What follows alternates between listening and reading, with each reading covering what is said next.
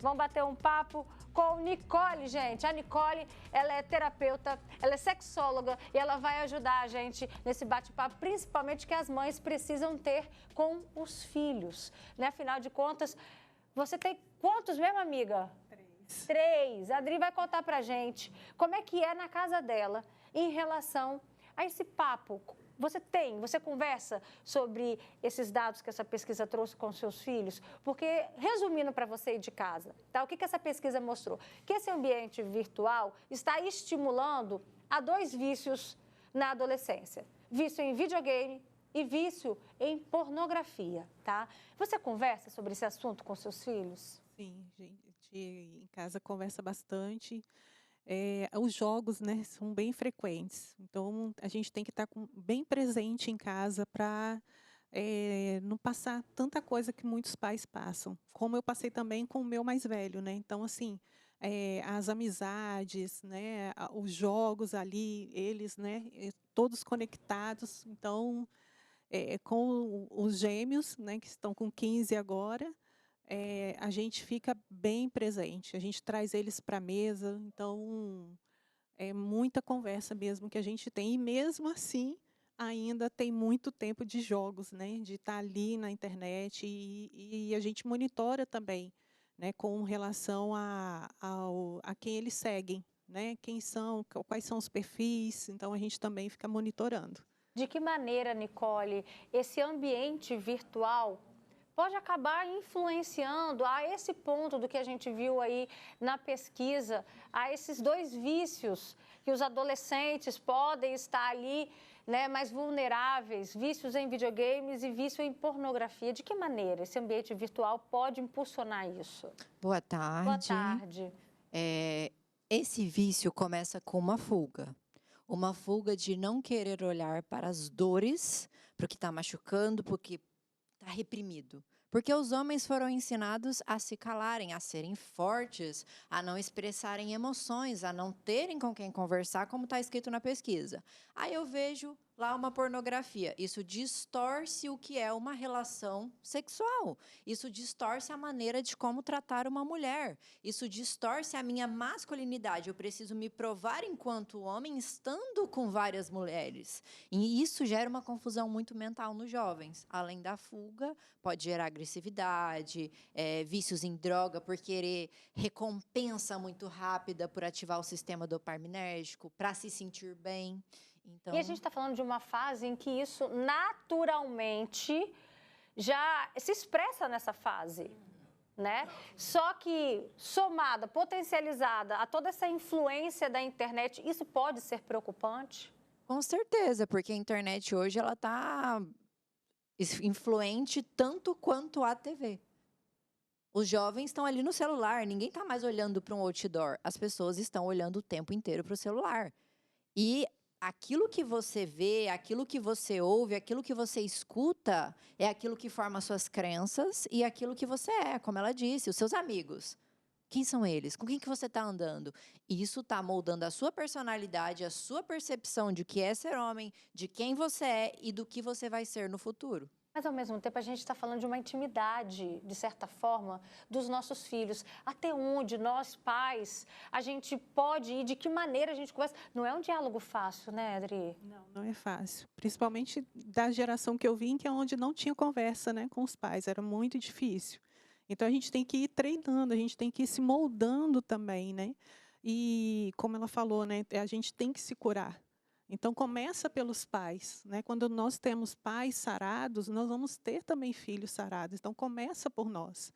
Então, se tem alguma coisa acontecendo dentro lá, né? Se há um desequilíbrio, aonde que está isso, né? Onde que está o mais, onde que está o menos, o que está faltando, se está faltando carinho, né, dos pais ou atenção. Eu trabalho muito, não tenho tempo para olhar.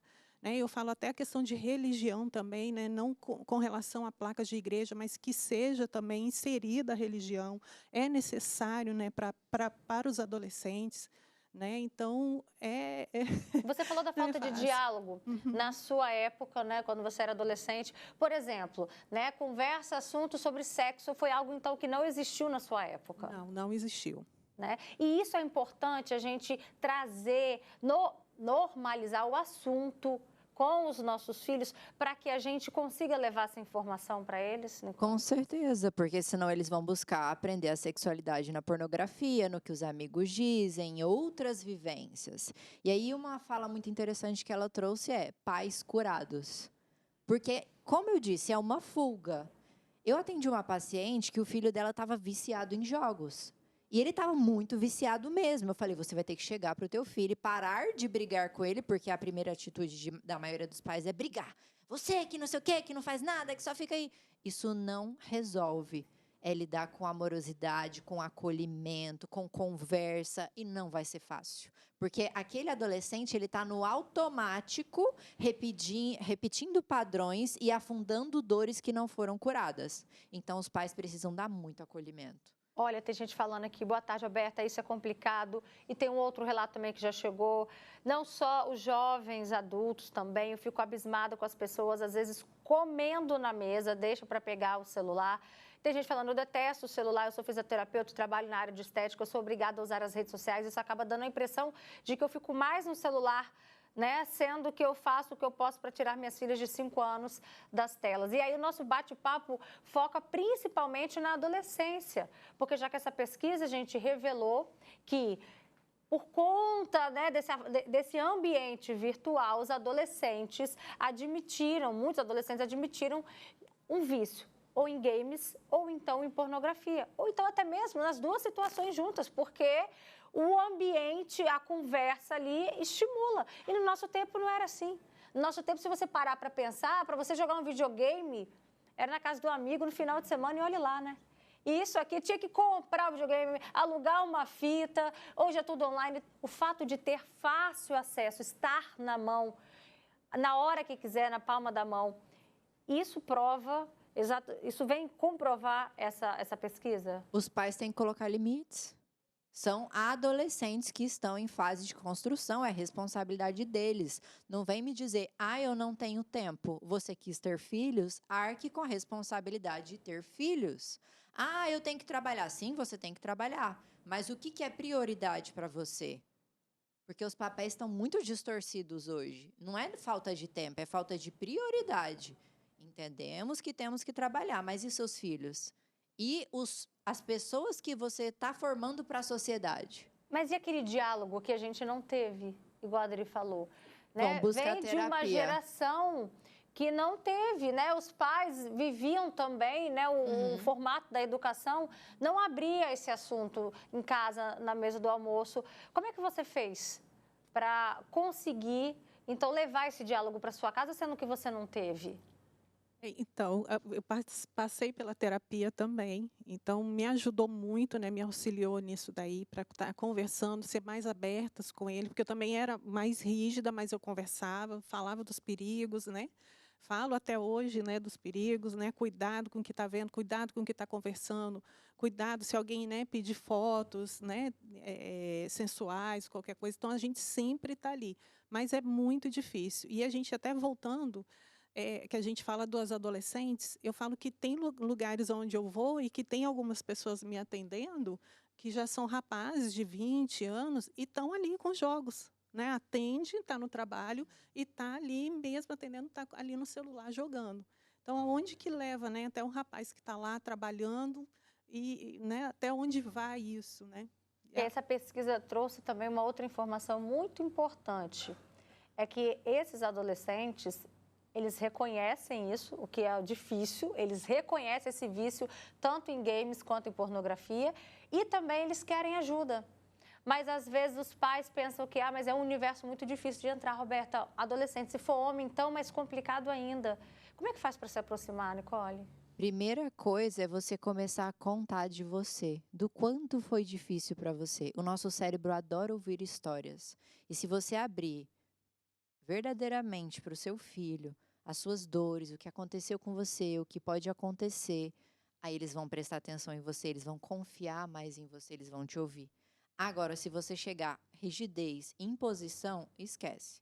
Com adolescente não funciona. Eles precisam de história, de um elo de conexão e confiança. Então, a história que você conta, mesmo que seja uma história de mentirinha, só para alertar, já vai ajudar a infiltrar uma informação positiva que vai levar a um resultado e uma ação diferente do que geraria com os vícios e a pornografia. Adriana, já aconteceu? Você tá puxando um papo mais íntimo com seu filho. Ah, mãe, não vem não.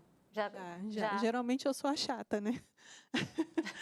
Geralmente, ai, tá chato, não vou conversar, ou não quero, ou sai, né? Então, mas a gente deve insistir nesse papo? Deve insistir, inclusive, com a minha paciente, né? O filho viciado em jogos, eu falei, insista. Conte, mostre fotos suas enquanto você era pequena, porque as mágoas que eles guardam, reprimidas, eles não falam. Mas se você dá essa aproximação, eles começam a se abrir naturalmente. É igual uma pessoa que tem medo de receber amor. Você vai abraçar ela pela primeira vez, ela vai ficar toda dura. No outro dia, a mãozinha... até que vai chegar o momento que conquistando.